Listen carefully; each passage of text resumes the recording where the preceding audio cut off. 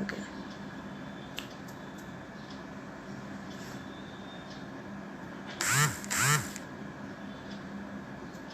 जय जय रघुवीर समर्थ सदाशिव समारंभां शंकराचार्य मध्यमां अस्मदाचार्य पर्यंतां वंदे गुरुपरंपरां. मन्नाथ श्री जगन्नाथ मद्गुरो श्री जगद्गुरु मदात्मा सर्वभूतात्मा तस्मै श्री गुरवे नमः. श्रुतिस्मृतिपुराणानाम् आलयं करुणालयं नमामि भगवत्पादं शङ्करं लोकशङ्करं. शङ्करं शङ्कराचार्यं केशवं बादरायणं सूत्रभाष्यकृतौ वन्दे भगवन्तौ पुनः पुनः. शुकासारिखे पूर्णवैराग्य जाचे वशिष्ठा परिज्ञानयोगेश्वराचे कवी वाल्मिका सारिखा मान्य ऐसा. नमस्कार माझा सद्गुरु रामदासा. कृपा कटाक्षाची किरणे मोहसमुद्राचे आटणे घडे जय त्या श्रीकृष्णे वंदूतयाते. जय जय रघुवीर समर्थ.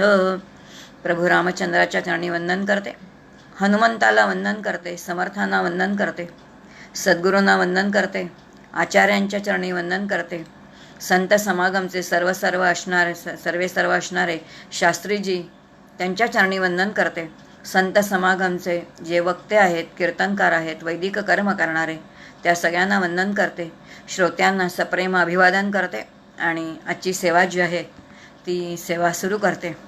आपण 8 उपनिषदांचं चिंतन केले, परिचय करून घेतला आहे. संपूर्ण सगळं काही आपल्याला एवढा अगदी मंत्रानी मंत्र आपण नाही पाहिला आहे, पण प्रत्येक उपनिषदामध्ये काय आहे याचा विचार मात्र आपण नक्की केला. आणि असं आजचं जे आपलं उपनिषद आहे ते 9वं उपनिषद आहे. तैत्तरीय उपनिषद, छांदोग्य उपनिषद आणि बृहदारण्यक उपनिषद ही 3 उपनिषदं शेवटची जी आहेत ती एक तर खूप मोठी उपनिषद आहेत. तैत्तरीयाच्या मनाने छांदोग्य तर आणखीन मोठं असणारं उपनिषद आहे आणि ह्या उपनिषदाच्या नंतर तर बृहदारण्यक ते बृहदच आहे आणि म्हणून तर त्याला बृहदारण्यक म्हणतात. अतिशय मोठं असणारं आजचंही उपनिषद आहे, कारण 154 खंड आहेत आणि पुन्हा प्रत्येक खंडामध्ये मंत्र आहेत, ऋचा आहेत. त्यामुळे इतकं मोठं आहे, त्यामुळे आपल्याला साधारण त्याचा गोषवारा बघावा लागेल. पण गोषवारा बघताना छांदोग्य उपनिषदाचं वैशिष्ट्य असं आहे की अतिशय छान सुंदर असं ते उपनिषद आहे आणि तर्कशुद्ध मांडणी त्याची आहे आणि अनेक सुंदर सुंदर गोष्टी त्याच्यामध्ये आहेत. आज आपण बऱ्याचशा कथा ऐकणार आहोत बरं का. म्हणजे उपनिषद म्हटलं की तत्त्वज्ञान असं आपल्याला आत्तापर्यंत एक आपलं समीकरण झालेलं आहे, पण थोडं आजचं समीकरण आपलं वेगळं होणार आहे. उद्यापासून पुन्हा आपण तत्त्वज्ञानामध्ये प्रविष्ट होऊया. पण छांदोग्य उपनिषदामध्ये फार सुंदर कथा आहेत आणि काही कथांच्या माध्यमातून केलेला बोध आहे आणि तो कथांच्या माध्यमातून केलेला बोध हे आपण बघणार आहोत. आणि असं हे जे उपनिषद आहे तर ते कोणतं आहे तर ते सामवेदाचं आहे. सामवेदाचं आणखीन एक उपनिषद आपण बघितलेलं होतं ते म्हणजे केनोपनिषद. तसंच सामवेदाचंच तलवकार शाखेचं ब्राह्मणोपनिषद म्हणजे कोणतं असेल तर ते छांदोग्य उपनिषद आहे. तेही तलवकार शाखेचंच होतं केनोपनिषद बघितलं तर. आणि आजचंही हे ते तलवकार शाखेचं, या शाखांची नावं आहेत ज्याला पोटशाखा विभाग म्हणतात, त्याच्यापैकी असणारं हे संपूर्ण काय तर उपनिषद आहे छांदोग्य उपनिषद. शेवटचं म्हणजे शेवटची जी 2 आहेत त्यातलं हे आहे आणि मोठं असणारं उपनिषद आहे, आकाराने बरंच मोठं आहे. छांदोग म्हणजे काय पहिल्यांदा आपण बघतोय. छंदबद्ध आपण म्हणतो. छंद याचा अर्थ, छंदचे 2 अर्थ आहेत. एक छंद म्हणजे मला नाद लागणे, मला आवड लागणे, आणि छंद याचा अर्थ एखादी गोष्ट, एखादी रचना छंदबद्ध आहे म्हणजे ती शास्त्रबद्ध आहे. आणि शास्त्रबद्ध आहे याचा अर्थ ती काव्यामध्ये बद्ध आहे. आपण म्हणतो ना अनुष्टुप छंद आहे, गायत्री छंद आहे, अशी ही जी छंद आहे ना, ते छंदामध्ये जेव्हा ते बांधलेली रचना असते तेव्हा त्याला गेयता येते, आणि गेयता आली की ते म्हणता येतं. आणि म्हणून छांदोग या शब्दाचाच अर्थ मुळी असा आहे की सामवेद गाणारा जो ब्राह्मण आहे किंवा सामवेद गाणं ही सेवा करणारे जे कोणी आहेत त्यांना काय म्हणतात, तर त्यांना छांदोग असं म्हणतात. छांदोग या शब्दाचा अर्थच तसा आहे. छंदबद्ध अशी रचना गाणारे, सामगायन करणारे असे हे जे कोणी आहेत त्यांना छांदोग असं म्हणतात. आणि आता छांदोग्य उपनिषदाचं वैशिष्ट्य असं आहे की संपूर्ण हे उपनिषद काय, संपूर्ण सामवेदच कसा आहे तर तो गेय आहे. अतिशय गोड गातात. आपण सामवेद कधी ऐकला नाही बरं का, पण गडावरती 2 वर्षापूर्वी ज्या वेळेला कीर्तन महोत्सव झाला आणि त्या कीर्तन महोत्सवामध्ये सामगायन झालं, ते इतकं अप्रतिम सुंदर होतं. याचा अर्थ वेदांमधल्या ऋचा अतिशय सुंदर गाता येतात. त्या कशा गायच्या, हा सगळं शास्त्र कशामध्ये आहे तर ते सामवेदामध्ये आहे. आणि अशा या सामवेदाचं छांदोग्य उपनिषद जे आहे ते छांदोग्य उपनिषदाचा आपण परिचय करून घेणार आहोत. या उपनिषदामध्ये 8 अध्याय आहेत. त्यातले पहिले 5 अध्याय जे आहेत ना ते फक्त उपासना सांगतात. बघा बरं, उपनिषदाचं जे फार मोठं उपनिषद आहे आणि छांदोग्य उपनिषदासारख्या मोठ्या उपनिषदाचे पहिले 5 अध्याय जर आपल्याला उपासना सांगत असतील तर याचा अर्थच असा आहे की साधक किंवा जो भक्त आहे त्याचं जोपर्यंत चित्तशुद्धी आणि चित्तशांती होत नाही तोपर्यंत तो आत्मसन्मुख किंवा ज्ञानसन्मुख किंवा ब्रह्मसन्मुख होऊ शकत नाही. आणि त्यासाठी उपासना सांगितलेल्या आहेत. या उपासनांचं वैशिष्ट्य असे की या सगळ्या वैदिक उपासना आहेत, विविध प्रकारच्या उपासना आहेत, अतिशय सुंदर उपासना आहेत. त्या जेव्हा आपण वाचतो तेव्हा आपल्याला त्या उपासना कराव्याच असंच वाटतं मनामध्ये. आणि डॉक्टर काका परमपूज्य आणि परमपूज्य मंदाते सांगतात की ह्या सगळ्या उपासना समजून घ्या, पण या वैदिक काळातल्या आहेत, कलियुगामध्ये ह्या जमणार नाहीत किंवा ह्या करू नयेत. कलियुगामध्ये आपल्याला जे काही शक्य आहे ना तेवढं आपण करावं. त्यामुळे या उपासना समजून घ्यायच्यात, त्याच्या पाठीमागचं जे तत्वज्ञान आहे ते समजून घ्यायचं आहे, त्यामागचा विचार समजून घ्यायचा आहे. पण अशा प्रकारची उपासना मात्र आता आपल्याला करणं शक्य नाही आहे, कारण त्या काळामधलं पावित्र्य, तिथे सुचिता, त्या काळामध्ये पाळल्या जाणाऱ्या काही गोष्टी या आज आपण नाही पाळू शकत आहोत. इव्हन अन्नाची जी सुचिता आहे त्या काळात जे पाळलं जात होतं, आज आपण कथा बघू की काय काय प्रकारामध्ये कशा प्रकारची सुचिता पाळली जाते. मग अन्न कसं खावं, अन्नावरती कोणता संस्कार असावा, हा इतका विचार जेव्हा एखादा उपनिषद करतो. आणि आज तर आपण बघितलं तर रस्त्यावरती सुद्धा उभं राहून खातो, शास्त्राला मान्य नाही आहे.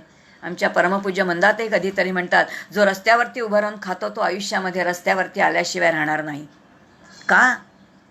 कारण अन्नावरती काही संस्कार केला गेला पाहिजे, संस्कारिक अन्न मी ग्रहण केलं पाहिजे. आणि हा सगळा शास्त्रशुद्ध विचार आपल्याला या उपनिषदांमधून येतो. आणि तो जो विचार आहे तो आज आपण थोडा समजून घेणार आहोत. आणि म्हणून पहिले जे उपासनेचे अध्याय आहेत त्याचं थोडक्यामध्ये काय सार आहे ते बघणार आहोत. पण पहिले 5 अध्याय जे आहेत ते उपासना सांगणारे आहेत. 6वा अध्याय जो आहे तो पूर्णपणे उत्तम अधिकारी जो आहे, उत्तम अधिकारी ज्याला आत्मज्ञान सांगितलं की तो चटकन काय होणार आहे तर अनुभवाच्या पातळीवरती उतरणार आहे, तो 6वा अध्याय उत्तम अधिकाऱ्यासाठी आहे. 7वा अध्याय मध्यम अधिकाऱ्यासाठी आहे. आणि 8वा अध्याय जो आहे तो मंद अधिकारी. याचा अर्थ अजून चित्ताची शुद्धी व्हायची आहे, कर्माचा विचार व्हायचा आहे, कर्मामागचा विचार व्हायचा आहे. म्हणून आधी कर्मच नाही झालं तर पुढचा उपासनेचा विचार खूप वेगळा आहे. आणि म्हणून मंद अधिकारी. म्हणून पहिले 5 उपासनेचे आणि त्यानंतर 6वा अध्याय उत्तम अधिकारी, 7वा मध्यम आणि 8वा मंद अधिकारी. आपण जो पूर्ण समग्र विचार करणार आहोत, साधकाचा विचार किंवा वेदांताचा विचार ज्या अध्यायामध्ये आले आहे तो 6वा अध्याय. त्या 6व्या अध्यायाचा समग्र विचार आपण काही ऋचांच्या माध्यमातून करणार आहोत. अर्थात तो पुढचा विषय आहे. पण 5वे पहिले जे 5 अध्याय आहेत त्यामध्ये कोणत्या प्रकारच्या उपासना सांगितलेल्या आहेत, कशा सांगितलेल्या आहेत, त्याची थोडक्यामध्ये आपण माहिती समजून घेऊया थोड्या प्रमाणात. पहिला अध्याय जो आहे त्या पहिल्या अध्यायामध्ये ओंकाराला आपण प्रणव म्हणतो, बरोबर? हे शब्द सगळ्यांना माहिती आहे. पण या उपनिषदामध्ये या ओंकाराला, या प्रणवाला आणखीन एक नवीन नाव दिले, ते म्हणजे उद्गीत. उद्गीत म्हणजे ऊर्ध्वगतीला नेणारा, जो ज्याचं पठण केल्याने, ज्याचं स्मरण केल्याने जीव उद्गतीला म्हणजे ऊर्ध्वगतीला जातो, तो कोण आहे? तर उद्गीत. आणि उद्गीत म्हणजेच काय आहे? तर ती ओंकाराची उपासना आहे. मग ही ओंकाराची उपासना कशी करायची? मग पुन्हा ओंकार म्हणजे काय, त्याच्या 3 मात्रा म्हणजे काय, त्याच्या आणखीन 2 असणाऱ्या अर्धचंद्र आणि त्याच्यावरती असणारा बिंदू म्हणजे काय, हे पुन्हा सगळं ओंकाराची उपासना समग्र कशी करायची, मग त्याच्यामध्ये संवर्ग उपासना कशी करायची, असे वेगवेगळे विचार उपासनेचे या ठिकाणी आपल्याला दिसतात. आणि तो पहिल्या अध्यायामध्ये आहे. दुसरा अध्याय जो आहे तो वेदाभ्यास कशा प्रकाराने करावा. वेदांचं महत्त्व अनन्यसाधारण आहे, कारण वेदामध्ये विश्वाचं ज्ञान आहे. आणि जिथे विश्वाचं ज्ञान आहे, वेदातली जर ऋचा बघितली ना, तर आपल्याला एखादी ऋचा बघितल्यानंतर ती सर्वसामान्य ऋचा वाटते बरं का, पण तशी ती सर्वसामान्य नाही. परमपूज्य मंदाताई म्हणतात ते समजून घ्या कशी आहे. जेव्हा आपण एखादी ऋचा वेदामधली वाचतो, तेव्हा त्याचा एक अर्थ कोणता आहे, तर एक समाजाला अनुकूल असणारा अर्थ आहे. एक जो आहे तर तो आपल्या पिंडाला अनुकूल असणारा आध्यात्मिक अर्थ आहे.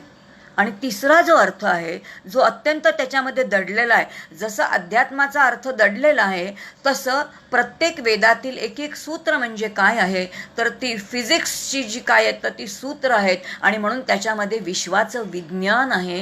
हे विज्ञान सगळं त्याच्यामध्ये सामावलेलं आहे. हे आपल्याला कळत नाही, हे एखाद्या अधिकाऱ्याकडून आपल्याला समजून घ्यावं लागतं.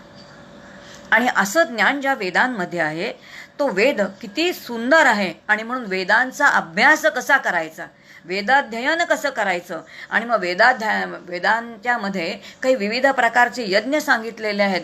तो यज्ञ म्हणजे काय आहे, आणि मग यज्ञामधला सगळ्यात महत्त्वाचा यज्ञ कोणता असेल, तर तो धर्मयज्ञ आहे. आणि त्याला तिथे शब्द वापरले धर्मस्कंद. काय शब्द सुंदर आहे बघा, धर्मस्कंद. स्कंद म्हणजे खांदा. या खांद्यावरती आपण म्हणतो माझ्या प्रपंचाचं ओझं माझ्या खांद्यावरती आहे.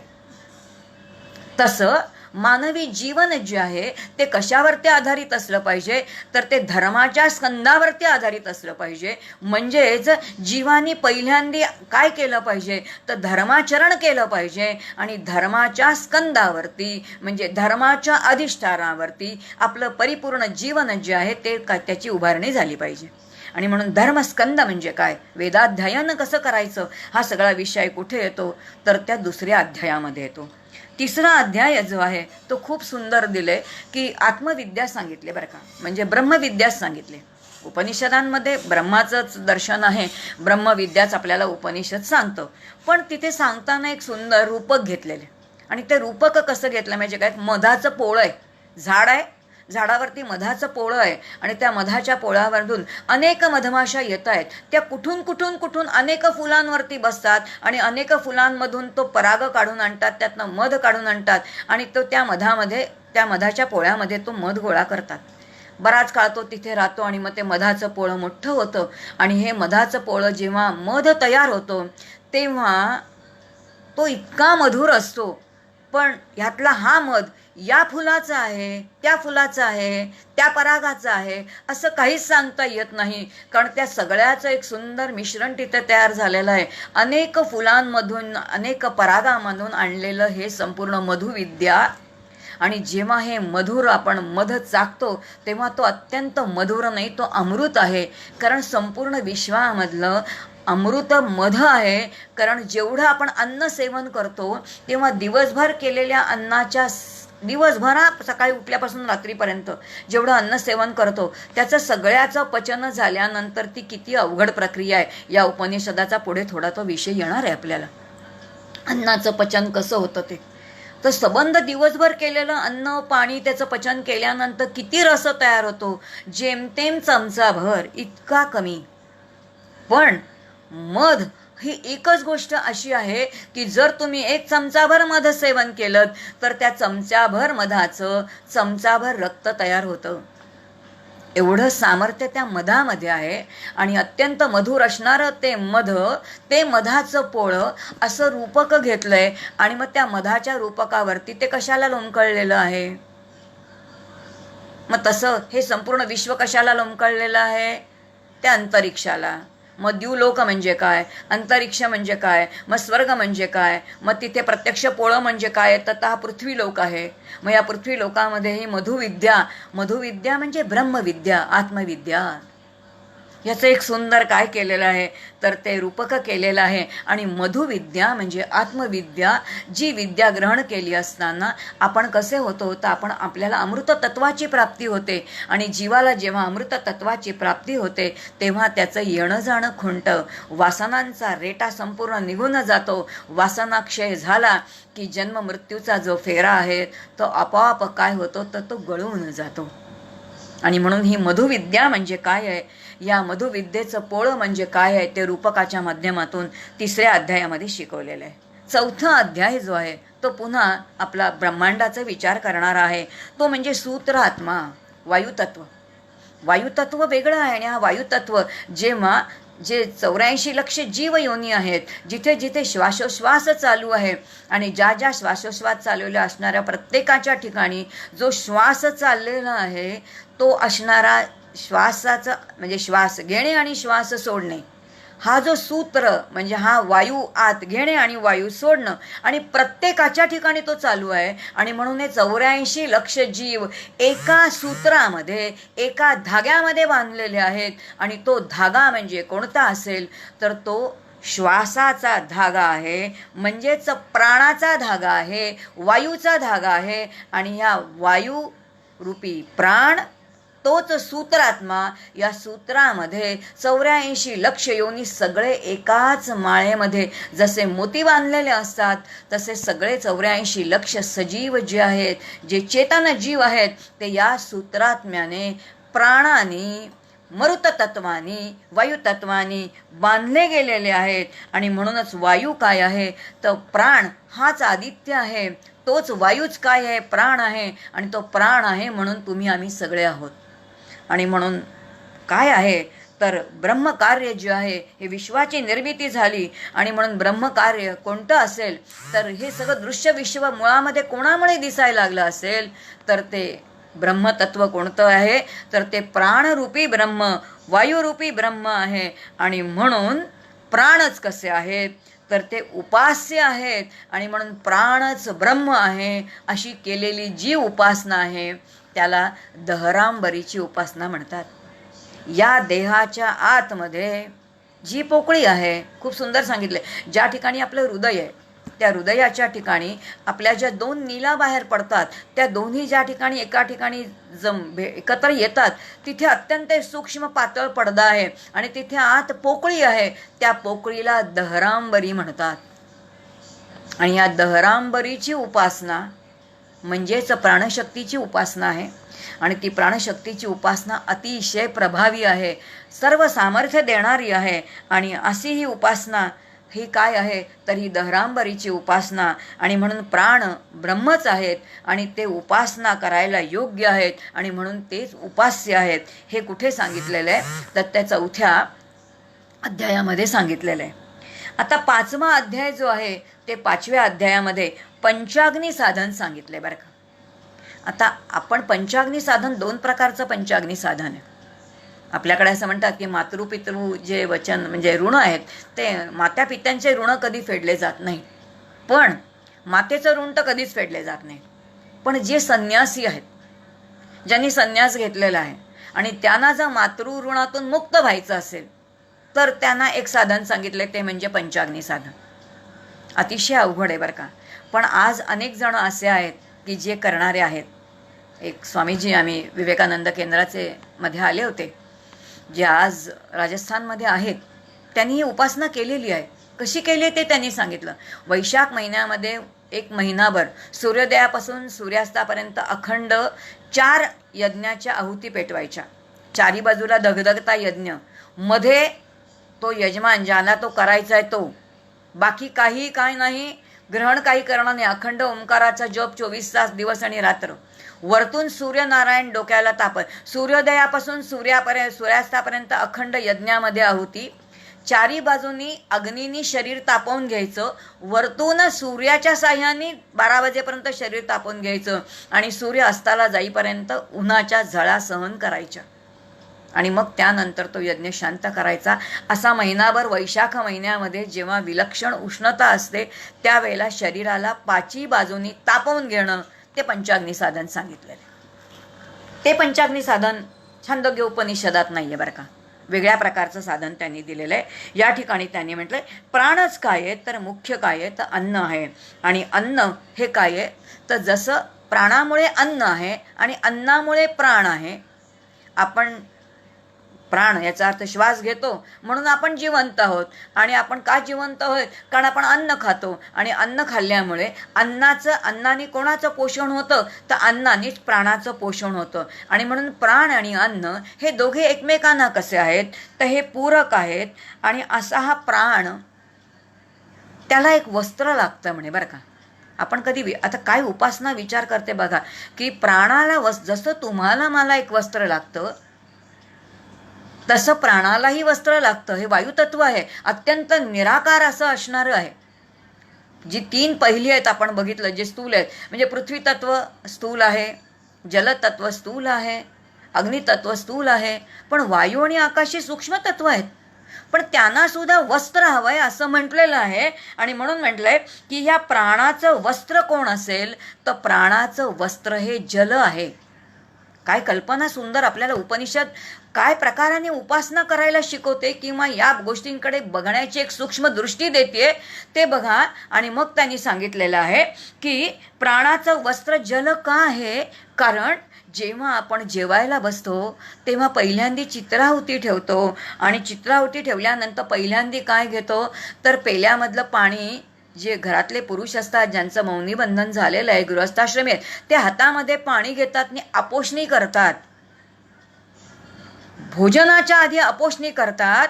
म्हणजे जो प्राण आहे त्या प्राणाला जलाने झाकतात आणि मग अन्न ग्रहण करतात. आणि अन्न ग्रहण केल्यानंतर पुन्हा आता ते व्यवस्थित पचावं, हे पचण्याचं कार्य कोण करणार आहे तर पंचप्राण करणार आहेत. त्या पंचप्राणापैकी प्राण जो आहे तो महत्त्वाचा आहे. आणि म्हणून पुन्हा ह्या प्राणालाही आच्छादन करायचं आहे, त्यालाही झाकायचं आहे आणि त्यांनी त्याचं काम उत्तम करायचं आहे. म्हणून पुन्हा काय करायचं आहे तर पुन्हा हातावरती अपोषणी घ्यायची आणि पाणी प्यायचं.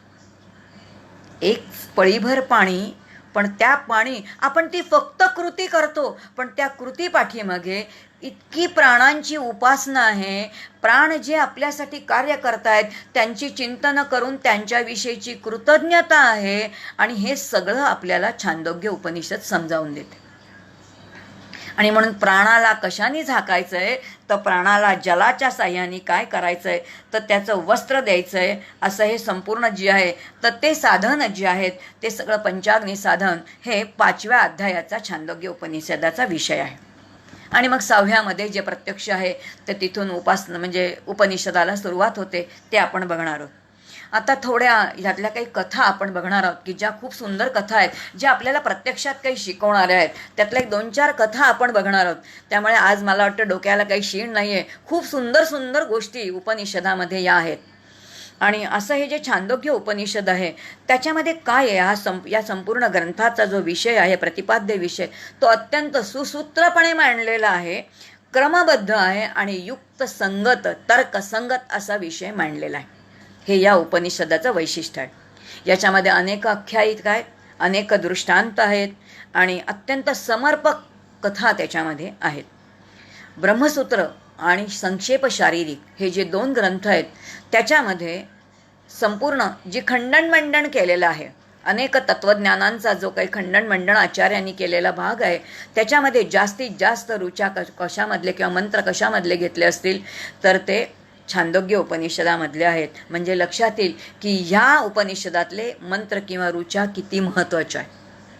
आपण कानावरती बरेच वेळेला ऐकलेले आहेत बरं का की हे असे सगळं ऐकलेले आहेत की जसं आत्मानस्तु कामाय सर्वं प्रियं भवतु, यासारखी ऋचा आपण अनेक वेळेला कोणाकडून ऐकलेली आहे, पण ती या उपनिषदातली हे आपल्याला माहिती नाही. आणि अशा अनेक ऋचा आहेत किंवा ज्याच्यावरती संपूर्ण काय आहे तर चिंतन ब्रह्मसूत्रामध्ये जास्तीत जास्त चिंतन श्रीमद शंकराचार्यांनी त्याच्यावरती केलेलं आहे. मग मुळामध्ये जीवावरती मलविक्षेप आणि आवरणसारखे 3 दोष आहेत. मलदोष निषिद्ध वेदविहित कर्माने निघून जातो, विक्षेप दोष वेदविहित निष्काम उपासनेने निघून जातो आणि आवरण दोष सद्गुरूंच्या कृपेने निघून जातो. हे 3 दोष जे आहेत, हे 3 दोष अद्वैत तत्वज्ञानाच्या प्रत्ययाच्या किंवा आपल्याला जी प्रचिती घ्यायची आहे त्याच्या आड येतात, म्हणजे हे प्रतिबंध आहेत. आता हे प्रतिबंध दूर करण्यासाठी, हे दोष निवारण करण्यासाठी कर्म, उपासना आणि ज्ञान यासारखी 3 साधनं आहेत आणि ह्या 3ही साधनांचा परिपूर्णपणे मार्गदर्शन आपल्याला या या ग्रंथामध्ये दिसतं किंवा या उपनिषदामध्ये दिसतं. आता कर्म आणि उपासना या संदर्भामध्ये ज्या काही सुरेख कथा आहेत त्यातल्या 1-2 कथा आपण बघू. त्यातली एक कथा आहे ती अश्वपती उद्दालकाची कथा आहे. आता पूर्ण कथा आपल्याला बघणं शक्य नाही, 1-2, 3 ओळींमध्ये आपण त्या कथा बघू. हा अश्वपती जो आहे तर त्या अश्वपती सांगतोय आपल्याला, अश्वपती उद्दालकानं, की आपल्याला या दोघांच्या त्या कथेमधून असं सार दिलेलं आहे की उपदेशाचा अधिकार खरं तर कोणाचा आहे तर तो ब्राह्मण वर्गाचा आहे. ज्यांनी वेदांचं पठण केलेलं आहे त्यांनी उपदेश करावा असं सांगतात. पण एखादी अशी विद्या असेल की जी अशा कोणी जाणकार जो ब्राह्मण आहे त्याला ती माहीतच नाही आहे आणि अशी विद्या त्याच्याजवळ नसेलच, तर मग त्यानं काय करावं? पण अशी विद्या आणखीन कोणाकडे असेल? मग ती एखाद्या क्षत्रियाकडे असू शकते, एखाद्या वैश्याकडे असू शकते, एखाद्या शूद्राकडे असू शकते, ती कुणाहीकडे असू दे. पण ती कुणाकडेही जरी असली ना तरी सुद्धा त्याच्याकडून ती विद्या ग्रहण करू शकतो आणि तो अधिकार आहे. म्हणून विद्या देणं जे आहे ना, तर ज्याच्याजवळ जी विद्या आहे त्याच्याकडे आपण जावं आणि ती विद्या ग्रहण करून घ्यावी. ही आपल्याला हा बोध कोणाच्या कथेतून मिळतो तर तो अश्वपती उद्दालकाच्या कथेतून मिळतो. त्यानंतर आणखीन एक सुंदर छान संवाद रूपी कथा आहे आणि तो म्हणजे सनत कुमार, जे ब्रह्मदेवाचे 4 पुत्र आहेत, सनंदन, सनत कुमार हे जे काय ते आणि सनातन, या चौघांमधल्या जे सनत कुमार आहेत ते अत्यंत ज्ञानी आहेत आणि ह्या सनत कुमारांचा आणि नारदांचा संवाद आहे बरं का. महर्षी नारद त्या सनत कुमारांकडे गेलेले आहेत आणि गेल्यानंतर ते म्हणतायत की मला काही आज अपेक्षा आहे तुमच्याकडून, मला तुमच्याकडून काही शिकायचं म्हणून मी आलेलो आहे. आणि आता सनत कुमार विचारतायत महर्षी नारदांना की तुम्ही काय काय शिकलात, तुम्हाला काय काय येतं ते मला सांगा. नारदांनी आधीच दिले, मी 4 वेदांचं पठण केलेलं आहे, हे सगळं मला माहिती आहे. मी 18 पुराणांचं अध्ययन केलेलं हे मला माहिती आहे. अनेक ग्रंथांची नावं घेतलेत, हे मला माहिती आहे, हे मला माहिती आहे, हे मला माहिती आहे. या प्रकारचं तत्त्वज्ञान मला माहिती आहे, सांख्य तत्त्वज्ञान मला माहिती आहे, 6 प्रकारची जी तत्त्वज्ञान आहेत उत्तर मीमांसेपर्यंत, हे सगळं मला माहिती आहे. आणि मग नारद स्वतःच सांगतायत बरं का, नारदांच्या मुखामध्ये ते म्हणतायत की मी मंत्रविद आहे. शब्द काय सुंदर आहे बघा. स्वतः नारद म्हणतायत मी मंत्रविद आहे पण मी आत्मविद नाही, आणि म्हणून मला काय द्या तुम्ही? आत्म्याचं ज्ञान द्या, मला आत्मविद करा. विदती म्हणजे जाणणे, त्याचा प्रत्यक्ष अनुभव घेणे. महर्षी नारद परोक्ष ज्ञानामध्ये अत्यंत पारंगत आहेत, सगळ्या प्रकारचं ज्ञान आहे, पण तरीसुद्धा त्यांना जाणीव आहे की मला फक्त शब्दज्ञान आहे, मला अनुभव नाही. इतकं स्वतःशी प्रामाणिक राहता आलं पाहिजे. आणि उपनिषदामध्ये आपल्याला हे सांगितलंय आणि म्हणून नारद मुनी सनत कुमारांना म्हणतायत की मी मंत्रविद आहे, मी आत्मविद नाही. मला आता आत्मविद व्हायचंय, यासाठी तुम्ही बोध करा. आणि मग त्यांचा तो संवाद आहे आणि त्याच्यातून आत्मविद होण्याची काय आहे तर ती सोय या उपनिषदांनी आपल्याला केलेली आहे. अशा प्रकारची एक कथा आहे. खूप सुंदर गोष्टी आहेत, इतक्या छान छान गोष्टी आहेत.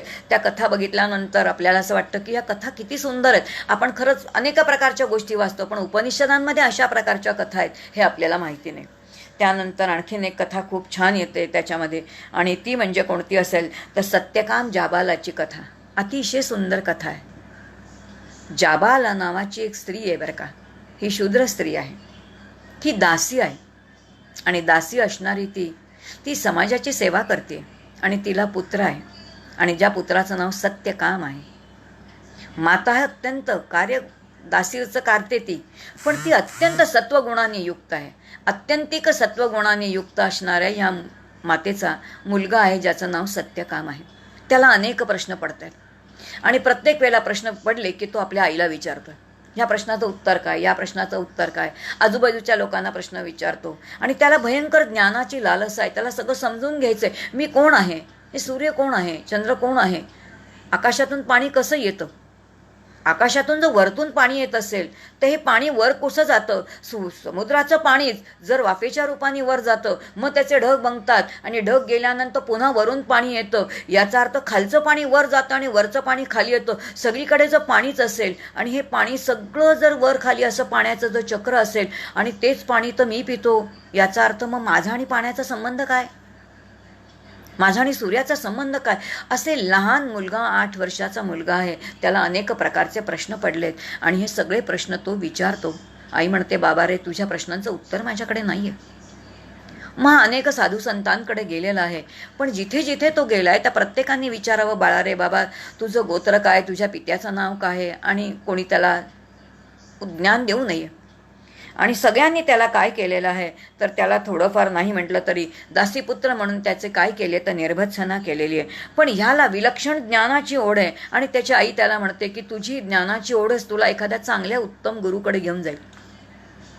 आईच्या शब्दावरती त्याचा विश्वास आहे बरं का, अत्यंतिक विश्वास आहे. माझी आई सत्य बोलणारी आहे आणि जी सत्य बोलणारी आहे तिची वाणी असत्य नाही होणार, ही त्याची श्रद्धा आहे. आणि अशा श्रद्धेने तो एक दिवस कोणत्या ऋषींकडे गेलाय तर हरितद्रम ऋषींच्या चरणाशी गेलेला आहे. त्यांच्या आजूबाजूला अनेक वैदिक कर्म करणारे आहेत आणि हा धावत मुलगा गेलेला आहे आणि जाऊन त्यांचे पाय धरलेत आणि म्हणतोय त्यांना की मला तुम्ही शिष्य करून घ्याल का. ते म्हणतात, मी घेईन ना तुझं शिष्य करून, पण तुझे वडील कोण आहेत ते मला सांग. नुसते वडील नाही तर मला काय आहे तर तुमचं गोत्र काय आहे ते सांग. हे सगळं मला सांगितलंस तर मी तुझा उपनयन संस्कार करीन आणि तुला मी काय करीन तर माझा शिष्य करून घेईन. हा आईकडे गेलाय. आईला यांनी विचारलं की मला त्या मुनींनी, ऋषींनी असं विचारलंय की आपलं गोत्र काय आणि माझ्या वडिलांचं नाव काय. ती माता इतकी सत्य बोललेली आहे मुलाकडे. ती असं म्हणते, बाळा, त्या ऋषींना तू जाऊन सांग की माझी माता दासी आहे, तिने अनेकांची सेवा केलेली आहे आणि त्यामुळे पित्याचं नाव सांगणं तिला शक्य नाही आणि त्यामुळे गोत्राचं नावही तिला सांगणं शक्य नाही. एवढंच तू त्या ऋषींना जाऊन सांग. हा मुलगा आलेला आहे. बाजूला अनेक जण मोठे मोठे विद्वान बसलेले आहेत आणि त्या विद्वानांच्या समोर यांनी त्या हरितद्रम ऋषींचे चरण धरलेत आणि तो म्हणतोय की माझ्या मातेने असं सांगितलंय की ती दासी आहे, त्यामुळे पित्याचं नाव सांगणं शक्य नाही आणि गोत्र तर सांगताच येणार नाही. हे सगळं बघितल्यानंतर बाकीचे सगळे स्तब्ध झाले आणि म्हणाले, ज्याला पिता नाही त्याला काय उपनयन संस्कार करायचा आणि त्याला काय ज्ञान द्यायचं, हाकलावून द्या त्याला इकडून.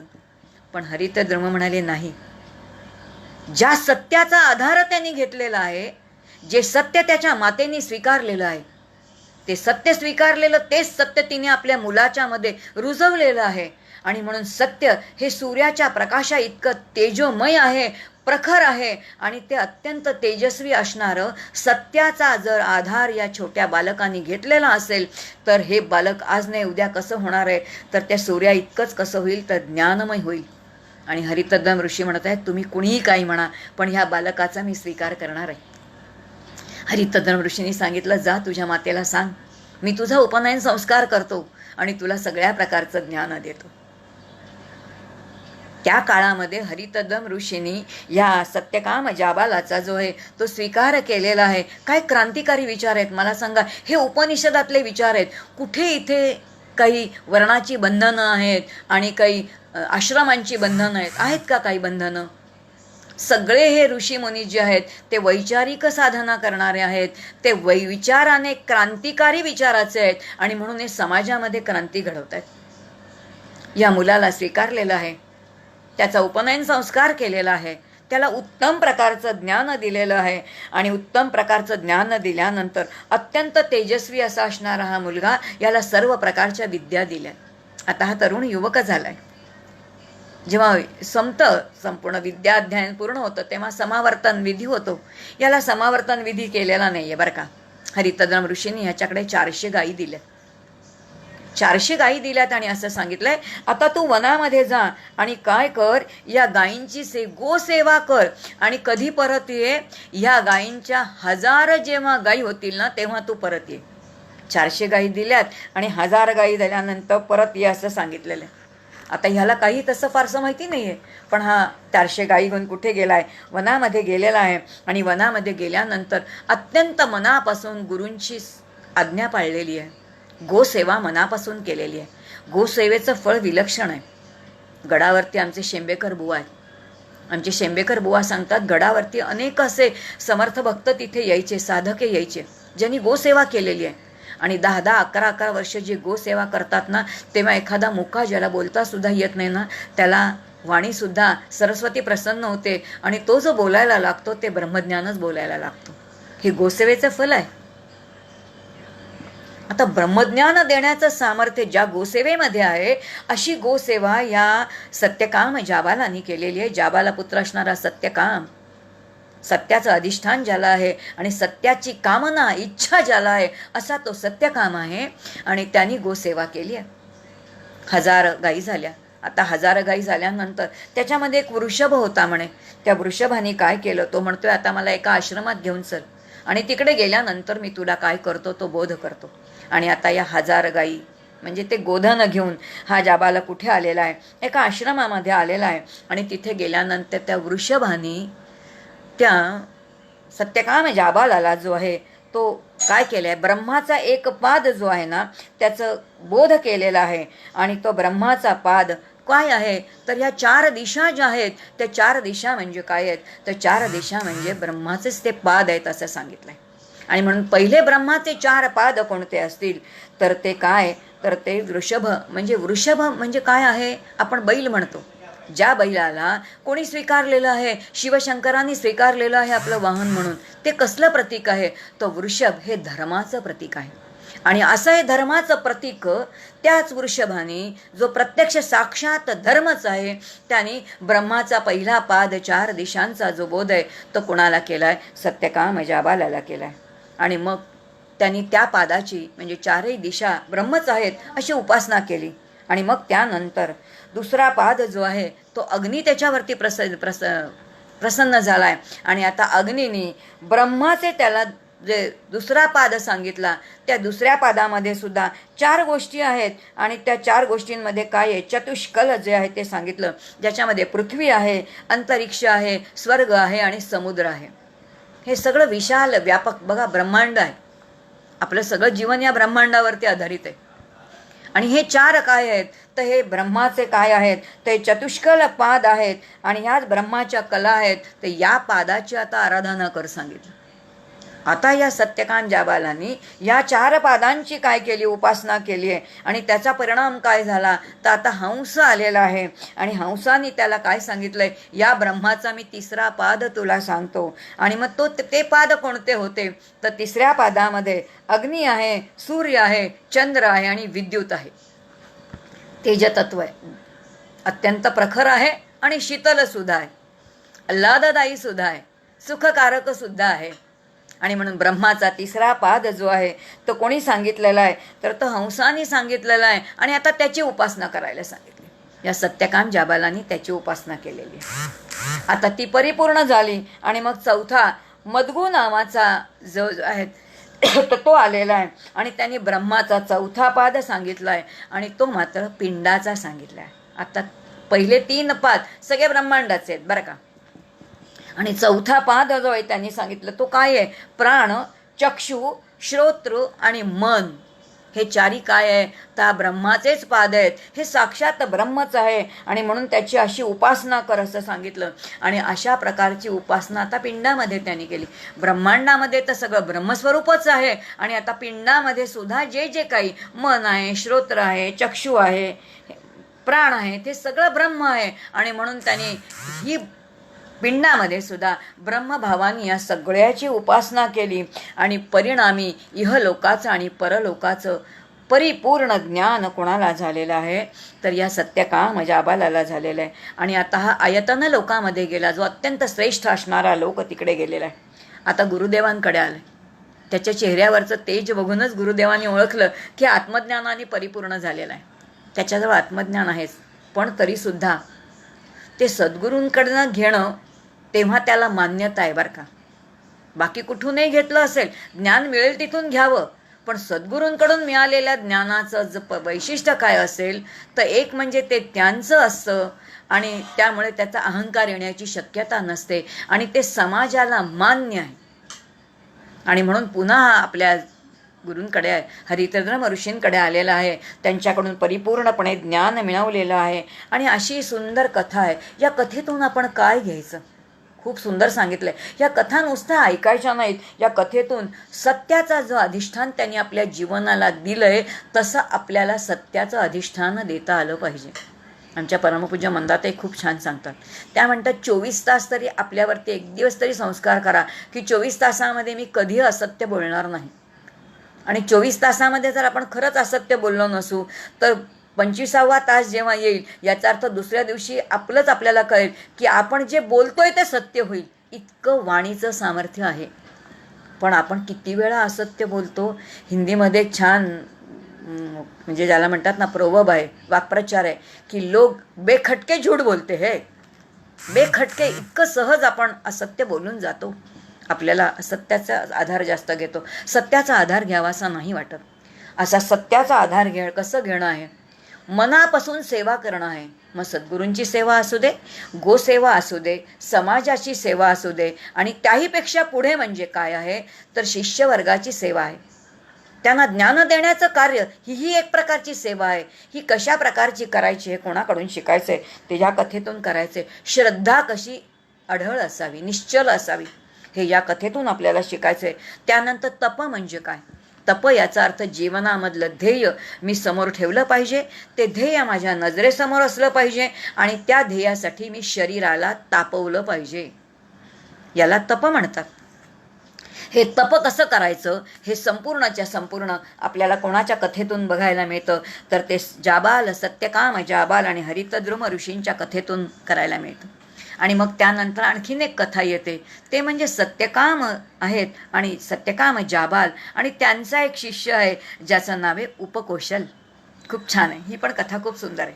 हा उपकौशल जो आहे तो 12-1 म्हणजे वर्ष त्यावेळेला कमीत कमी एक तप राहायचं गुरूंच्या सहवासामध्ये. असे अनेक शिष्य होते आणि एक तप म्हणजे जवळजवळ 12 वर्षाचा काळ ह्यांनी गुरूंच्या सहवासामध्ये काढला. आणि मग ह्यांचा समावर्तनाचा काळ आला, जेव्हा आता सगळे शिष्य त्यांच्या त्यांच्या घरी जाणार. गुरूंनी त्यावेळेला बोध करायचा, गृहस्थाश्रम आता तुम्ही स्वीकारायचा आहे, यानंतर तुम्ही कसं वागायचं हे सगळं सांगितलं. आणि जेव्हा समावर्तन झालं ना तेव्हा सगळ्यांना त्यांनी काय केलं, परत पाठवलं. पण उपकौशलाला काही पाठवलं नाही आणि त्याला सांगितलं तू नाहीचं नाही बरं का, तू इथंच राहायचं. एवढं ऐकलं आणि तो इतका नाराज झाला. त्याला असं वाटत होतं हे काय गुरूंनी माझ्यावरती अन्याय केला, मला का नाही परत पाठवलं माझ्या घरी. त्याला असं वाटतं की गुरूंनी मला माझ्या घरी पाठवावं.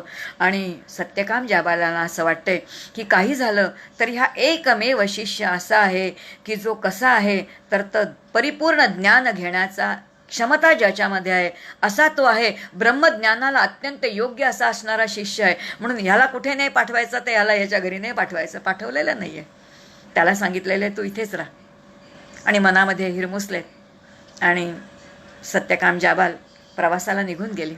गुरुमाता आहे आणि गुरुमाता असल्यानंतर ती म्हणते या मुलाला अरे काही अन्न ग्रहण कर. तो म्हणतो नाही, माझ्या गुरूंनी मला एवढंच सांगितलं की तू अग्नीची सेवा कर आणि म्हणून मी आता अग्नीची सेवा करणार आहे. मी काय करणार आहे, मी आता अन्न ग्रहण वगैरे काही करणार नाही आहे. आणि ह्यांनी काय केलेलं आहे, उपासनेला प्रारंभ केला. अग्नीची उपासना करायला सुरुवात केली. जसजशी उपासना करायला सुरुवात केली तसा अग्नी प्रगट झालेला आहे आणि अग्नीने त्याला बोध केला आहे. तो पहिला बोध काय आहे, तू कशाची उपासना कर, प्राणांची उपासना कर. आणि प्राणांची उपासना करताना प्राणच ब्रह्म आहे. काय बोध केलाय बघा, प्राणच ब्रह्म आहे आणि तो काय आहे, क आणि ख म्हणजे काय ते समजून घे. आता हा म्हणतो तुम्ही काय क आणि ख मला सांगताय, मला क म्हणजे कळत नाही आणि मला ख म्हणजे कळत नाही, हे जरा मला समजावून सांगा, मला याचा काही अर्थ कळत नाही आहे. आणि मग आता त्या ठिकाणी अग्नीनी त्या उपकौशलाला सांगितलंय अरे क म्हणजे काय आहे तर सुख, जे अत्यंतिक निर्विषय सुख जे प्रत्येकाला हवं असतं त्याला क म्हणतात. आणि ख म्हणजे काय आहे तर ख याचा अर्थ खम, याचा अर्थ आकाश. हे आकाश निराकार आहे, याला कोणती उपाधीच नाही. आणि म्हणून सुख जे आहे, निर्विषय सुख जे आहे, ब्रह्मानंद जे आहे, ते कशावरतीच आधारित नाही. आणि ते आपल्याला का मिळत नाही? कारण तुम्ही आम्ही सगळे उपाधीमध्ये अडकलेलो आहोत. आणि आकाश तत्व खम कसं आहे? तर ते उपाधी रहित आहे. जेव्हा जीव उपाधी रहित होईल, जेव्हा जीव अहंकार रहित होईल, ह्या सगळ्या उपाध्या तो टाकून देईल, तेव्हा तो खरा काय आहे? जेव्हा तो देहाभिमान टाकून देईल, तेव्हा तो काय आहे? तर ब्रह्मानुभवाला तो काय होईल? तर सन्मुख होईल. आणि म्हणून ब्रह्मानुभव जर पाहिजे असेल तर देहाभाव टाकला पाहिजे, अहंता टाकली पाहिजे, ममता टाकली पाहिजे.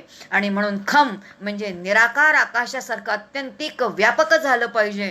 आणि असे सगळ्या उपाध्या टाकून देऊन जो अंतःकरणातून व्यापक होईल ना, तेव्हा त्याला काय आहे? तर त्याला ब्रह्मसुखाची प्राप्ती होऊ शकणार आहे. हा सगळा बोध कोणाला केलेला आहे? तर त्या उपकौशलाला केलेला आहे. आणि मग असा हा उपकौशल जो आहे, तर त्याप्रमाणे आता केल्यानंतर हा ज्ञानीच झाला. आणि ज्ञानी गेल्यानंतर मग पुन्हा कुठे आलाय? आपल्या गुरूंकडे आलाय. खूप आनंद झाला त्यांना. आणि मग त्यांनी पुन्हा त्याला बोध केलाय आणि तो बोधाने परिपूर्ण झालाय.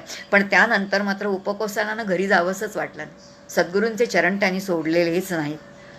मग ह्या सगळ्या कथा काय सुंदर आहेत की गुरूंच्या विषयीची निष्ठा, ब्रह्मज्ञानाविषयीचा विलक्षण ज्ञानाची ओढ, तप, सत्य, श्रद्धा, ज्ञान आणि मुख्य म्हणजे शुद्ध ज्ञान देऊन समाजाला काय करणं आहे? तर समाजाला जागृत करणं आणि त्याला अंतर्मुख करणं. समाज कर्माच्या मागे लागलेला असतो. सगळे कसे आहेत? तर प्रवाहामध्ये पतित होणारे आहेत. पण विचारांच्या साह्याने उलट प्रवाहाने जायचं, प्रवाहाच्या विरुद्ध जायचं आणि स्वसुखाने सुखी होणं, स्वानंदाने सुखी होणं, यासाठीचा जो बोध आहे तो बोध कोणी केलेला आहे? त्या उपकौशलांनी केलेला आहे. अशा प्रकारांची सुंदर अशी ती कथा आहे. त्यानंतर आणखीन एक कथा खूप छान येते, ती म्हणजे जानुश्रुत राजा आहे. किती गोड कथा येतो या सगळ्या. जानुश्रुत नावाचा राजा अत्यंत उदार आहे. इतकं अन्नदान करतोय, इतकं दान करतोय, अत्यंतिक उदार आहे. आणि दान करून करून करून भयंकर समाजाचं दान केलं. पुष्कळ अत्यंत सत्वगुणी असणारा, पुण्य भरपूर कमावलेलं असा असणारा तो राजा आहे. आणि एक दिवस आपल्याच राजप्रासादामध्ये गच्चीत फिरतोय आणि त्याच्या डोक्यावरून 2 हंस चालले होते. आणि हंस चाललेले असताना हंस आपापसात बोलत होते.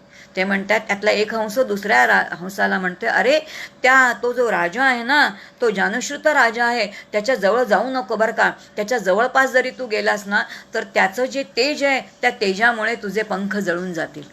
तर हंस म्हणतो, एवढं काय तेज याच्यापाशी आहे की माझे पंख जळून जातील? एवढं काय यांनी केलेलं आहे? तो म्हणतो, असं यांनी सत्कर्म केलेलं आहे, एवढं पुण्य कमावलेलं आहे. आणि मग ज्या हंसाला सांगितलेलं होतं, तो हंस म्हणतोय, मग हा जानुश्रुत राजा जो आहे तो रैक्व गाडीवानापेक्षा सुद्धा श्रेष्ठ आहे का? एवढं त्या जानुश्रुत राजाने ऐकलं. आणि त्या जानुश्रुत राजाला कळलं की कोणीतरी रैक्व गाडीवान म्हणून कोणीतरी आहे आणि जो परिपूर्ण आत्मज्ञानी आहे. आता काय त्याच्यापाशी ज्ञान आहे? राजाला उत्सुकता आहे. आणि म्हणून राजाने आपले जे कोण आहेत, ते आपले सगळे जे आहेत, तर ते सगळं जे सेवक आहेत ते पाठवलेले आहेत. बघितलं तर रैक्व गाडीवान कुठे आहे? हा रैक्व गाडीवान म्हणजे एका छकड्याच्या गाडीच्या खाली बसलेला आहे. अंगावरती कपडे नाही आहेत, अत्यंत बाहेरचं जे रूप आहे ते ओंगळ रूप आहे, सगळ्या अंगाला खरूज झालेली आहे आणि अंग खाजवत बसलेला असा तो रैक्व गाडीवान आहे. आणि अत्यंत आनंदामध्ये असा असणार आहे. राजाचे सेवक आलेत आणि ते म्हणतात, राजाने तुम्हाला बोलवलेले. तो म्हणतो, कशासाठी? नाही, राजाची आज्ञा आहे तुम्हाला आणायचं. रैक्व गाडीवान म्हणतं, काम कोणाचं आहे? राजाचं आहे का माझ्याचं आहे? राजाचं काम असेल तर त्यांनी माझ्याकडे यावं, मी कशाला त्याच्याकडे जावं? आणि म्हणून तो गाडीवान तिकडे गेलेला नाहीये, काही नाही आहे, अत्यंत दरिद्री आहे, काही नसला तरी पण निर्भय आहे. आणि निर्भय असणारा तो स्पष्ट म्हणतोय, राजाचं जर काम असेल, राजाचं माझ्याकडे काम असेल तर त्यांनी माझ्याकडे यावं, मी कशाला त्याच्या राहावं? आजूबाजूची लोक म्हणतात, अरे जा, राजा तुला काही धन देईल, त्यांनी काय होईल? तू घर खरेदी करशील, घर खरेदी केलं तर काय होईल? तू सुखात राहशील. सुखात राहीन म्हणजे काय होईल? तुला एखादी चांगली मुलगी मिळेल, चांगली मुलगी मिळाली तर काय? तू संसार करशील, संसार करून काय? तुला सुख मिळेल. मग मी आता सुखातच आहे की? तो म्हणतो, कशाला आणखीन सुख मिळवायला पाहिजे? कुणी सांगितलं मी आत्ता सुखात नाहीये? मग त्याच्यासाठी मला राजाकडे जाण्याची काय गरज आहे? हे सगळं ऐकलं आणि कळलं की या रैक्व गाडीवान काहीतरी वेगळा आहे. जानुश्रुत राजा त्याच्याकडे आलेला आहे. पहिल्यांदा तर त्यांनी बोलायचंच टाळलं. आणि मग तो एकदा दोनदा तीनदा आला. सगळं आपलं धन आहे ते धन आणलेलं आहे, सगळं आणलेलं आहे. आणि तो पुन्हा पुन्हा विनंती करतोय, मला आत्मज्ञान द्या. या रैक व गाडीवानांनी दिलं नाही. शेवटी राजाला कळलं की हा असा देणारा नाही. शेवटी राजाने काय करावं, इतकं ओंगळ रूप, सगळ्या शरीराला खरूच झालेली आहे. तो गाडीखाली बसलाय, रस्त्यावरती खटाऱ्याखाली बसलेला आहे. आणि असा धनवान राजा त्याच्याकडे येतोय, धन घेऊन येतोय, वैभव घेऊन येतोय. शेवटी आपली कन्या घेऊन आला आणि आपल्या कन्येला म्हणाला, तुमच्या सेवेला ठेवतो, ही कन्या घ्या, पण मला ते आत्मज्ञान द्या. याचा अर्थ काय, आत्मज्ञानाची ओढ होती, विलक्षण ओढ आहे की कधी एकदा मला ते आत्मज्ञान मिळणार आहे. हे आत्मज्ञानाची विलक्षण असणारी ओढ ती आपली कन्या जी आहे ती कन्यासुद्धा त्याला दिलेली आहे. आणि ती जेव्हा दिली तेव्हा मग लक्षात आलं, मग ह्या रेक व गाडीवानांनी काय केलेलं आहे, तर त्याला जो आहे तो आत्मज्ञानाचा बोध केलेला आहे. ही सगळी कथा कुठे आहे, तर छांदोग्य उपनिषदामध्ये. या सगळ्या कथेतून आपल्याला काय शिकायचं आहे, तर आपण आपल्या जीवनामध्ये सत्याचं अधिष्ठान पक्क धरलं पाहिजे. त्यागाचं महत्त्व काय आहे ते समजून घेतलं पाहिजे. कारण भोगापेक्षा सुद्धा त्यागामध्ये विलक्षण आनंद आहे. आणि त्यागातला जो आनंद आहे तो अतींद्रिय आनंद आहे. कारण बरेच वेळेला आम्हाला महिलांना अनुभव येतो, घरातल्या पुरुषांनाही आनंद होतो, बरेच अनुभव येतो. घरामध्ये उत्तम पदार्थ केलेला असतो आणि अचानक पाहुणे येतात, आपण पाहुण्यांना तो देतो आणि घरातल्या स्त्रीला काहीच मिळत नाही. पण ती कधी दुःख नाही करत. ती काय म्हणते, सगळ्यांनी खाल्ला ना, मला खूप आनंद झाला. याचा अर्थ ज्यांनी विषयांचं सेवन केलेलं आहे त्याहीपेक्षा ज्यांनी विषयांचं सेवन केलेलं नाही त्या जीवाला अधिक आनंद होतो. हा अधिक मिळणारा आनंद वैराग्याचा आनंद आहे. कशाने मिळतो, तो त्यागाने मिळतो. आणि म्हणून त्यागाचं जीवनातलं महत्त्व काय हे ह्या कथातून मध्ये आपल्याला शिकायचं आहे. त्यानंतर तप कसं करायचं, शरीराने कसं करायचं, मानसिक कसं करायचं, बौद्धिक कसं करायचं. आणि म्हणून रोज 3 स्नानं, शरीर शुद्ध करण्यासाठी स्नान आहे, मन शुद्ध करण्यासाठी प्रार्थना आहे आणि बुद्धी सूक्ष्म करण्यासाठी स्वाध्याय, स्वचं चिंतन, आत्मस्वरूपाचं चिंतन, आत्मस्वरूपाचं ध्यान, ही 3 प्रकारची तप साधना दररोज केली पाहिजे असं आपल्याला उपनिषद सांगतो. मग त्यानंतर शरणागती कशी असली पाहिजे, सेवाभाव कसा धारण केला पाहिजे, सेवा प्रत्यक्षात कशी केली पाहिजे. आणि सेवा केल्याशिवाय गुरुकृपेचा लाभच नाही. आणि मग गुरुकृपा जेव्हा होते त्यावेळेचा परिणाम मग पुढे काय आहे, कारण गुरुकृपेच्या दरवाजातून जाईपर्यंत आत्मकृपेला आपण सन्मुखच होत नाही ना. मग आत्मकृपेपर्यंत जर जायचं असेल तर ह्या सगळ्या टप्प्यातून आपल्याला जायला पाहिजे. अशा प्रकारच्या कथा सांगितल्यात. आणि त्यानंतर आणखीन एक खूप सुंदर छोटी गोष्ट आहे, खूप वेगळ्या प्रकारची गोष्ट आहे बरं का. ही कथा येते ती उशास्ती चाक्रायण, नावच कसं आहे, उशास्ती चाक्रायण म्हणून आहे. आणि माहूत याची कथा आहे, खूप वेगळी कथा आहे. हा उशास्ती चाक्रायण आणि हा गृहस्थाश्रमी आहे, पती पत्नी 2 जण आहेत. आणि काही काळ अन्नच मिळालेला नाही, अजिबात अन्न मिळाले नाही. इतकं 2 जण उपाशी आहेत की आता प्राण जायची वेळ आली. अत्यंत परिपूर्ण ज्ञानी आहे, पण प्रारब्धाने असा एक टप्पा आलेला आहे की ज्ञान आहे सगळं, पण काही धन नाही, काही नाही. आणि आता जगलोच नाही तर त्या ज्ञानाचा काही उपयोग आहे. आणि अशा टप्प्यावरती हे पती पत्नी 2 प्रवास करतायत. आणि जेव्हा प्रवास करायला निघाले तेव्हा एक माहूत बघितला. तो माहूत म्हणजे असा तो कोणता तरी साधा माणूस होता आणि तोही अत्यंत दरिद्री. एका मडक्यामध्ये घेऊन काय खात होता, तो कुळीथ शिजलेले खात होता. आणि ते खात असताना ते त्याच्या मुखामध्ये हात आहे आणि कुळीथ सगळे उष्टे झालेले त्यांनी पाहिले. आणि असा उस्सस्ती चाक्रायण जो आहे त्याच्या समोर गेलाय आणि तो म्हणतोय, मला थोडंसं अन्न दे. तो म्हणतोय, अरे मी तर, तुम्ही ब्राह्मण दिसता आणि मी तर अत्यंत तुमच्या मनाने शूद्र आणि खालचा आहे, तेव्हा आणि हे अन्न मी उष्ट केलंय, तेव्हा मी तसं तुम्हाला कसं देऊ. तो म्हणतो, आता उष्ट काही नाही, तू असेल ते अन्न मला दे, नाही तर माझा प्राण जाईल. आणि एवढं ऐकलं आणि त्या माहूताला इतका आनंद झाला. तो म्हणतो की आज एक मोठा जो ज्ञानी आहे आणि तो माझ्याकडे अन्नाचं दान मागतोय, मी उपाशी राहिलो तरी हरकत नाही. आणि म्हणून त्यांनी आपलं अन्न जे आहे ना ते त्याला दिलं. आता ते दिल्याबरोबर बराबर त्यांनी थोडं खाल्लं, आपल्या पत्नीला दिलं आणि थोडं तरतरीत वाटलं. आणि तेवढं झाल्याबरोबर काय झालं असेल तर ह्यांनी त्या उशस्ती चाक्रायणाने त्या माहूताचे आभार मानलेले आहेत की तुझ्यामुळे आज माझा प्राण वाचला. आणि तो आता पुढे निघाला. तो जसा पुढे निघाला तसा तो माहूत धावत मागे गेला. आणि तो म्हणतो, अहो गुरुदेव, तुम्ही काय केलं, तुम्ही अन्न ग्रहण केलं पण तुम्ही जल नाही ग्रहण केलं, थोडं पाणी तरी प्या आणि मग जा. तो म्हणतो, नाही, मी जर आता पाणी प्यालो तर ते शास्त्राच्या विरुद्ध असेल. तो म्हणतो, अरे माझं अन्न खाल्लं ते शास्त्राच्या विरुद्ध नव्हतं का? पाणी पिणं हे कुठचं शास्त्राच्या विरुद्ध आहे? हे कोणतं शास्त्र आहे? असं त्यांनी विचारलं. आणि त्यावेळेला तत्वज्ञान सांगितलंय. आणि उशस्ती चक्रायण तत्वज्ञान सांगतायत की प्राणरक्षण ज्या वेळेला करायची वेळ येईल, शरीरम आद्यम खलू सर्व धर्म साधनम, काहीही करावं पण ह्या नरदेहाचं रक्षण करावं, कारण ह्यानीच मला धर्मकर्म करायचं आहे. आणि याच देहाला त्वम नियतम कर्म करू अशी आज्ञा करता येते. आणि ह्या देहाचं रक्षण करण्यासाठी शास्त्रविहित उपाय जर उपलब्धच नसेल तर त्या नियमांची उपेक्षा करून, त्याचं नियम उल्लंघन करून, एखादा जर नियम उल्लंघन केलं तर चालतं. मी आत्ता नियम उल्लंघन केलं आणि अन्न रक्षण करून माझ्या प्राणाचं मी रक्षण केलं, पण आता पाण्याशिवाय मी राहू शकतो ना? आणि पाणी ही गोष्ट अशी आहे, जेव्हा मी रस्त्याने चालत जाईन तेव्हा रस्त्यात कुठे ना कुठेतरी पाणी मला मिळणारच आहे. अन्न मला मिळेल की नाही सांगता येत नाही. अन्न मिळालं नसतं तर माझा देहच टिकला नसता. म्हणून देहरक्षण करणं माझं कर्तव्य होतं, तेवढं कर्तव्य मी केलंय. आता पाणी मला कुठे मिळेल आणि म्हणून मला तो पाणी नको, ते घेणं शास्त्र विरोधी आहे. म्हणजे शास्त्र किती, पाणी पिण्याच्या विचारामध्ये सुद्धा शास्त्र आहे. समर्थ म्हणतात डाव्या हाताने पाणी प्यायचं नाही.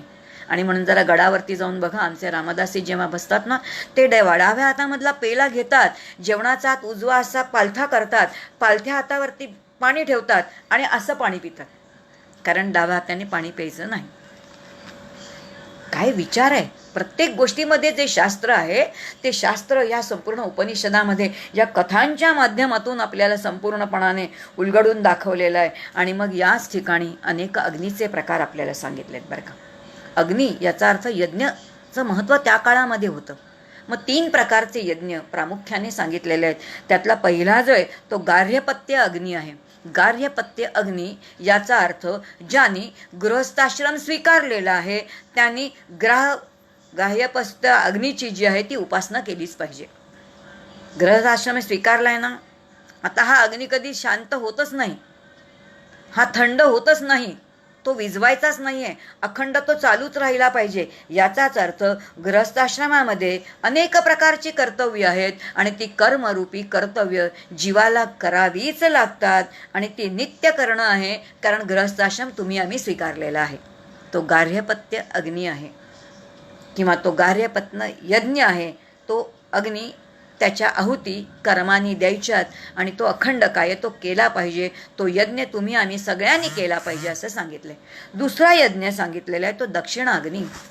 दक्षिणाग्नी यज्ञ याचा अर्थ हा दक्षिण मार्गाचा. आता ह्याच्या प्रत्येकाच्या त्याचं कोणता चौकोनी आहे, कोणता त्रिकोणी आहे, कोणता अर्ध वर्तुळाकार आहे, त्याची लांबी किती, रुंदी किती, हा सगळा विषय तिथे दिलेला आहे. पण आपला काय एवढा टेक्निकल, आपण काय हे सगळं कार्य करणार नाही आहोत, त्यामुळे त्याचा विषय नाही करणार. पण त्याचं आपण सार घेऊया काय येते, त्या सारातून काय घ्यायचं आहे. म्हणून दक्षिणाग्नी म्हणजे कोणाचं आहे तर हा पितरांचा आहे. आणि पितरांचा आहे याचा अर्थ जे पितर आहेत, आज माझं जे जीवन आहे ते कुणामुळे समृद्ध आहे तर माझ्या पितरांच्यामुळे आहे. आणि म्हणून पितरांचं स्मरण, त्यांच्याविषयीची कृतज्ञता, त्यांना काही आहुती देणं आहे, त्यांना स्मरणरूपी आहुती देणं आहे, त्यांच्यासाठी काही क्रियाकर्म करणं आहे. हे जे काही क्रियाकर्म आहे त्याला दक्षिणाग्नी म्हटलेलं आहे. आणि अशा आहुत्या जेव्हा यज्ञामध्ये दिल्या जातात तेव्हा त्याला काय म्हणतात, आपण जेव्हा यज्ञामध्ये आहुती देतो त्याला स्वाहा म्हणतो ना. रामाय स्वाहा, कृष्णाय स्वाहा, गुरवे स्वाहा, सरस्वत्यै स्वाहा. पण पितरांना देताना स्वाहा नाही, स्वधा म्हटलेलं आहे. आता कुठे काय म्हणायचं. आणि म्हणून दक्षिणाग्नीमध्ये का अग्नीचा जो यज्ञ आहे तो यज्ञ याचाच अर्थ मला पितरांचं स्मरण करायचं आहे. आत्ताचा काळ तर आपला तोच काळ चालू आहे ना, पितरांचं स्मरण करतोय. मग तिथे त्यांना जे आहुती देतो ते त्यांना देणं आहे, ते स्वधा म्हणून देणं आहे, त्यांच्यासाठी समर्पित करणं आहे, त्यांच्यासाठी काही करणं आहे, त्यांना काही देणं आहे. आणि म्हणून आपण श्राद्ध कर्म करतो. आता श्राद्ध शब्दाची सुद्धा उत्पत्ती इतकी सुंदर आहे. जेव्हा शास्त्र समजावून घेतो तेव्हा आपल्याला कळतं श्रद्धेने केलेलं स्मरण याला श्राद्ध म्हणतात. अत्यंत श्रद्धेने त्यांचं स्मरण करणं आहे आणि ते कर्म आहे. तो कोणता अग्नी आहे तो दक्षिणाग्नी आहे. आणि तिसरा जो अग्नी आहे किंवा यज्ञाचा प्रकार आहे तो आहवनीय. आहवनीय याचा अर्थ आवाहन करणे, म्हणजे देवदेवतांना आवाहन करणे. आहमहविनीय याचा त्यांना बोलवणे आणि मग त्यांना स्वहा म्हणून त्यांना काय करणं तर अग्नी द्या, त्यांना आपल्या समिधा देणं किंवा जे काय आहे ते समर्पित करणं. आणि हे सगळे अग्नीचे प्रकार, त्यांच्या उपासना कशा करायच्या, हा सगळा विषय कुठे येतोय तर हा सगळा छांदोग्य उपनिषदामध्ये येणाऱ्या विषयांचा थोडा आज आपण उहापोह केला. त्यानंतर 2 सुंदर कथा आहेत. मुख्य म्हणजे ह्याच्यामध्ये श्वेतकेतू आणि उद्दाल करुणी यांची कथा येते. या श्वेतकेतूला जो बोध केलेला आहे, जी 4 महावाक्य आहेत त्यातला जो मुख्य सद्गुरूंनी शिष्याला करण्याचा बोध आहे तो म्हणजे तत्वमसीचा बोध. या तत्वमसीचा बोध श्वेतकेतूला केलेला आहे अरुणी ऋषींनी. किती वेळा शिष्याला कळेपर्यंत सद्गुरू शिकवतात बरं? एकदा नाही, दोनदा नाही, पण मला कळलं नाही हे त्यांनी सांगितलं पाहिजे. किती वेळा श्वेतकेतूंनी विचारले? 9 वेळा. जास्तीत जास्त असा कोणत्याच उपनिषदामध्ये विषय येत नाही तसं 9 वेळा हा श्वेतकेतूला त्यांनी बोध केलेला आहे. आणि जसजसा बोध केलेला आहे प्रत्येक वेळेला तो नुसता बोध केलेला नाही, त्याला एक प्रयोग करायला सांगितलाय. त्या प्रयोगाने तू सिद्ध करून दाखव, हा प्रयोग तू कर, त्यांनी सिद्ध करून दाखव. असं करत करत करत करत त्यांनी 9 वेळा या श्वेतकेतूला तत्वमसी असा बोध केलेला आहे. ही कथा आपल्याला पुढे 6व्या अध्यायामध्ये पूर्ण बघायची आहे. आणि आणखीन एक खूप सुंदर कथा आहे, ती म्हणजे इंद्राची कथा आहे. हा इंद्र जो आहे ना तो गुरूंकडे गेलेला आहे आणि त्याला आत्मज्ञान पाहिजे. कसं किती वर्ष, 105 वर्ष म्हणजे राहिला आहे. आणि 100 म्हणजे तेवढं राहून त्यांनी काय केलेलं आहे तर ज्ञानाचं जे आहे ते अर्जन केलेलं आहे. देवांचा राजा इंद्रसुद्धा गुरुग्रही राहिलेला आहे, सेवा केलेली आहे, तप केलेलं आहे आणि तप करून ज्ञान मिळवलेलं आहे. या सगळ्या कथा ज्या आहेत ना त्या सगळ्या कथा आपल्याला तिथे येतात. आणि ह्या सगळा हा संपूर्ण जो आहे ह्या सगळ्या उपासनेचे प्रकार आणि त्यानंतर येणारं जे प्रत्यक्ष छांदोग्य उपनिषद आणि मग त्यानंतर येणाऱ्या 1-2 कथा, हा सगळा आपण एकंदर त्या छांदोग्य उपनिषदाचा एक ज्याला आपण म्हणतो थोडं ट्रेलर बघितला. या उपनिषदामध्ये काय काय आहे, जसं सिनेमाचा ट्रेलर बघितल्यानंतर आपल्याला अंदाज येतो की काय त्या सिनेमामध्ये असणार आहे, तसं या ग्रंथामध्ये आपल्याला काय काय बघायचं आहे हे आपण साधारण आज श्रवण केलं. पण उद्या आपण प्रत्यक्ष काय करूया तर त्याच्यामध्ये जाऊया. पण त्याच्या अगोदर आज आपण हा जो छांदोग्य उपनिषद आहे त्याचा शांतीपाठ मात्र आपण बघणार आहोत.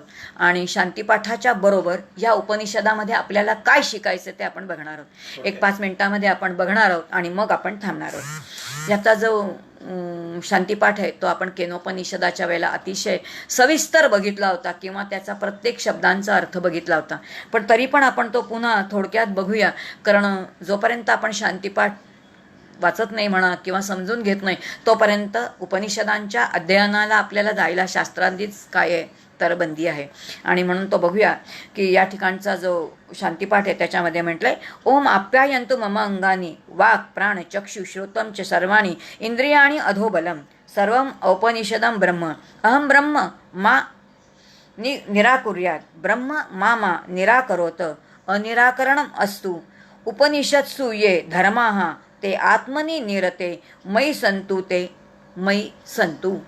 असा हा काय आहे तर तो शांतीपाठ आहे. आणि ह्या सामवेदाचा हा शांतीपाठ आहे.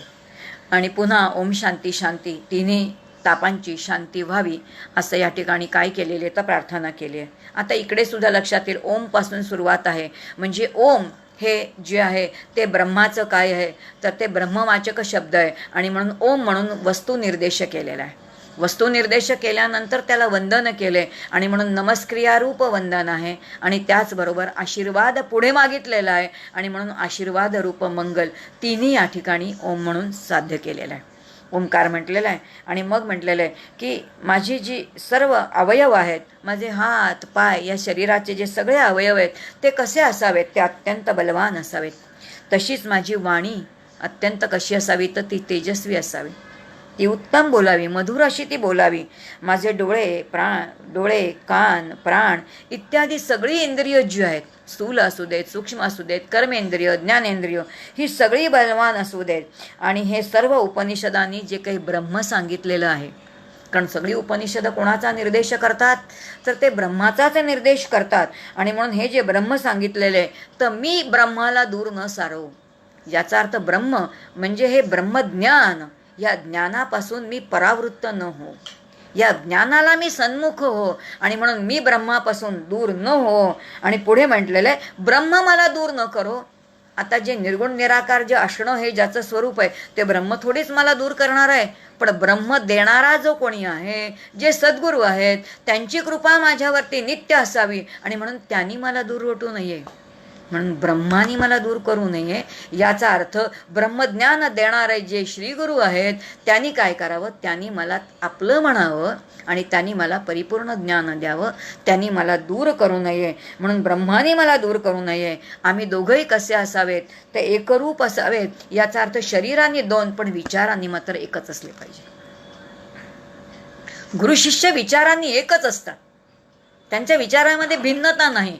जे गुरूंना पाहिजे ते शिष्य बोलणार आहे, तो त्याच्या विरोधात बोलणारच नाही. आणि जर विरोधात बोलत असेल तर तो शिष्यच नाही ना, तो शिष्य म्हणून गेला लायकच नाही. मुळामध्ये शास्त्र म्हणतं जर गुरूंचं ज्ञान जसंच्या तसं असेल तरच तो शिष्य कसा आहे म्हणून घ्यायला योग्य आहे. आणि म्हणून आम्ही दोघंही कसे असलो पाहिजे, ते एकरूप असले पाहिजे. आमचे परस्परांचे अनिराकरण असो, याचा अर्थ आम्ही दोघे एकमेकांना सोडून कधी राहू दे नकोत, आम्ही अखंड एकत्रच असलो पाहिजे.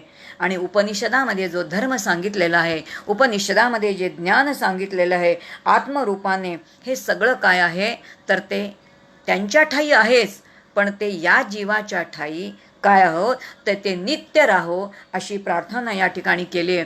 आणि त्यानंतर आध्यात्मिक ताप, आधिभौतिक ताप आणि आधिदैविक ताप. आणि म्हणून शरीराचे आधी व्याधी आणि उपाधी. आधिभौतिक म्हणजे माझ्या आजूबाजूला असणारे जे नातेवाईक, जे माझ्या आत्मज्ञानाच्या मध्ये प्रतिबंधच आहेत, ते सगळे दूर होऊ देत. आणि त्यानंतर आधिदैविक जे निसर्गाचे जे येणारे ताप आहेत, हे सगळे जे आहेत त्या सगळ्या तिन्ही तापांची शांती हो, अशा प्रकारची जो शांतीपाठ आहे. आणि मग त्या शांतीपाठानंतर या ठिकाणी सुरुवातीलाच सांगितलेलं आहे की या उपनिषदातून आपल्याला काय शिकायचं आहे. पहिल्यांदा शिकायचं या उपनिषदातून ते म्हणजे शिष्यानी साधन चतुष्टाने परिपूर्ण असलं पाहिजे. म्हणून विवेक म्हणजे काय त्याला कळलेलं असलं पाहिजे, वैराग्य म्हणजे काय ते कळलेलं असलं पाहिजे, त्याच्यापाशी मुमुक्षत्व असलं पाहिजे, आणि तो समाधी षटकांनी कसा असला पाहिजे तर परिपूर्ण असला पाहिजे. याचा अर्थ हे 6 जे आहेत म्हणजे शम आहे, दम आहे, श्रद्धा आहे, तितिक्षा आहे, सगळं त्यांनी कमावलेलं असलं पाहिजे. मुळामध्ये या शिष्याचं ध्येय काय असलं पाहिजे तर मानवी जीवनाची कृतार्थता, मोक्ष, निश्रेयसता, कैवल्य, आत्मज्ञान, ब्रह्मप्राप्ती हे सगळे समानार्थी शब्द असले तरी हे मी मिळवीनच अशी इच्छा त्याला असली पाहिजे. आणि म्हणून तो कसा असला पाहिजे की ब्रह्मसाक्षात्कार हे त्याचं ध्येय असलं पाहिजे. आणि या ध्येयाच्या दिशेनेच कोणाची त्याची वाटचाल असली पाहिजे असं सांगितलेलं आहे. आणि मग शेवटी म्हटलंय की हे ब्रह्म कसं आहे, हे ब्रह्म निर्गुण निराकार आहे. आणि निर्गुण निराकार असं असणारं ते स्वगत, सजातीय, विजातीय, भेदरहित आहे. आणि म्हणून इथे स्वगत भेद नाही, माझ्याच्या शरीराचे असणारे हात, पाय, डोळे, कान असे अंशी भेद त्या ठिकाणी नाहीत. स्वगत भेद, सजातीय भेद नाहीत. सजातीय म्हणजे एकाच जातीचे, एकाच आंबा या हापूस आंब्याची हजारो झाडं, हा सजातीय भेद आहे. म्हणजे एक वृक्ष हापूस आंब्याचा, दुसरा हापूस आंब्याचा, तिसरा हापूस आंब्याचा, चौथा, अशी हजारो हापूस आंब्याची झाडं, सजातीय भेद. आणि विजातीय याचा अर्थ काही जड आणि काही चेतन, अत्यंत विजोड जोड्या, अशा कोणताच भेद या ब्रह्माच्या ठिकाणी नाही. आणि असं हे जे आत्मज्ञान आहे, हे आत्मज्ञान जे आहेत तर या श्वेतकेतूला उद्दालक ऋषी किंवा अरुण ऋषी ते सांगतायत आणि तत्वमसीच्या त्या बोधातून सांगतायत. आणि या महावाक्याचं चिंतन आपण आता उद्यापासून करूया. आत्तापर्यंतची केलेली सगळी सेवा आहे ती वेदोनारायणाच्या चरणी, श्रीमद आचार्यांच्या चरणी समर्पित करते आणि इथेच थांबते. जय जय रघुवीर समर्थ. हरिओम तत्सत.